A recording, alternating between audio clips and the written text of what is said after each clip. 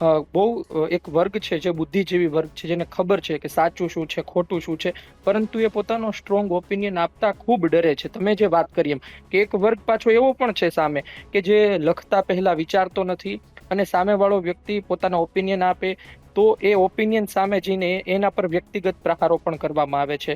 તમે જે વાત કરીએ પણ એ જ બાબતથી મારે એક સવાલ એ પૂછવો છે કે શું ઘણી વખત એવું થતું હોય છે કે પ્રેમ લગ્ન કરે, પછી પ્રેમ લગ્ન કર્યા પછી માતા પિતાની તો સંવેદના તેની સાથે હોય, એ ઘણી વખત તેમની સાથે વાત પણ કરતા હોય, પણ એ જાહેર ન કરે, અથવા તો લોકોની દ્રષ્ટિએ તેનીથી જુદા જ રહે અને સમાજથી દૂર રહે, અને છેલ્લે તો ક્યાં કહેંગે લોગ, આપને લાગે છે કે એ સમીકરણ આવતું હોય છે?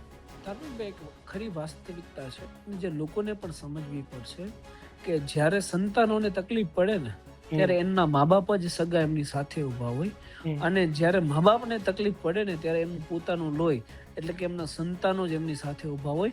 કોઈ પણ સભ્ય સમાજનો વ્યક્તિ એ પારિવારિક બાબતે મદદ કરવા નહીં આવે ને નહીં આવે. સાદી ભાષામાં કહીએ ને તો કોઈ કિલો અનાજ તમારી ઘરે નાખી જવાનું નથી.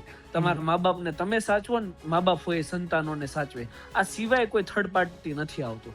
સભ્ય સમાજ હંમેશા મજા લેવા આવે છે, જ્યાં સુધી હું માનું છું, રાઈટ, કે તમારા ઘરની અંદર કોઈ તકલીફ પડી છે તો મજા લો. સમાજની બીકે આ લોકો આ બધું અંદર ખાને ચાલે. કાલે ઉઠીને સમાજ શું કે છે, કોઈ અમારી સાથે આવરો જાવરો ઉઠવા બેસવાનો વ્યવહાર નહીં રાખે તો શું, અમને સમાજમાંથી બહાર કાઢી મૂકશે તો શું. પણ હકીકતમાં અને ખરી વાસ્તવિકતા તો એવી છે કે તમારા 5-10 લોકો સિવાય તમને ક્યારે સભ્ય સમાજ કામ આવતો નથી. ના, ખરી અને નગ્ન વાસ્તવિકતા છે. તો લોકોને સમજવું પડશે કે સમાજ જે મજા લેવા વાળો છે એ લેવાનો છે.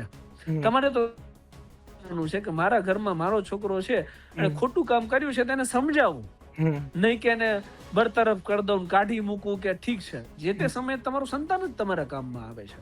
તો અહીંયા મુખ્ય બાબત જ એ છે કે લોકોને જે સામાજિક પ્રેશરો છે એમાંથી બહાર નીકળવું જોઈએ.